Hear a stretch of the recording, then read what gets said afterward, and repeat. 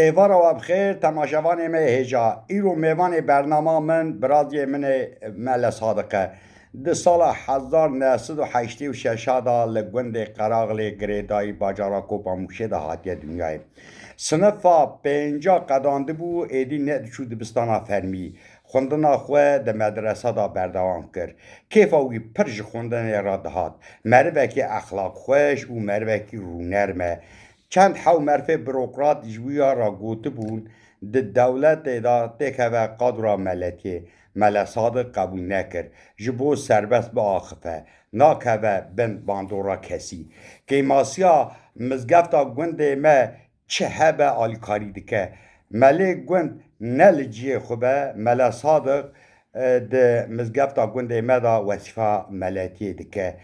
ده شینا دا میکروفون لپیشاویه و وعز ده هر سال مها روژه دا ده چه گونده نفتکه وصفه ملتی پیکتینه خلق گونده نفتکه جمله صادق حز دکه لوی گوندی دا خانیه ملت تنه دلوان هیا کو خانیه ملت چه بکن ملت صادق مقیمی ببه ملی گونده وانا از گاوا دچمه گونده خواه در ریدا برازی خواه ملا صادق را تلفونی بد کم لگوند بام دسکنه ام به هفرا دچنه شین و شای خلقه ام به هفرا دچنه زیارتان ده خاشا ملا صادق باب سیک و را و قیزکیه ده فیسبوک دا اینستاگرام دا تیک توک دا ناو ملا صادق جخورا حسابکی وکریه خون تماشا بکن بعجبینن باش دبه ملا صادق ده وی برنامه دا جمع را بیتکی بیجه خودر حکی بدوه و بخاطره وه السلام عليكم ورحمة الله وبركاته براين عزيز بسلمان ريزدار از بیتکی جوارا بیجم و وی بیت هانی از آب خون صالح را دشینم صالح بابو سید صالح ماموسته سید صالح نویسکاره گلک مروفک هجه و ریاوی وکریبه و او کسی که مگوهدار دکه بالسلاف و دعایم ببینم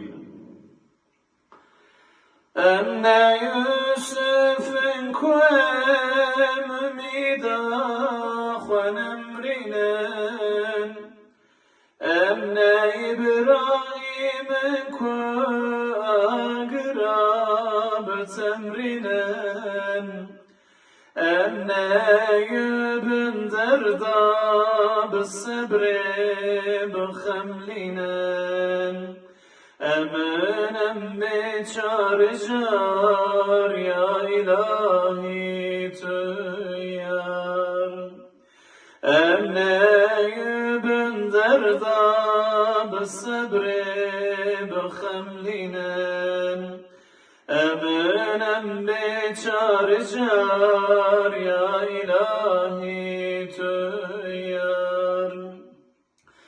أن نوح طوفانا ببينا وبرد النار أن موسى نكو بحر مبارد دمام أن يعقوب الليدو يوسف داب كنشام أمن بشار جار يا إلهي تيار أمن يعقوب الليدو يوسف داب كنشام أمن بشار جار يا إلهي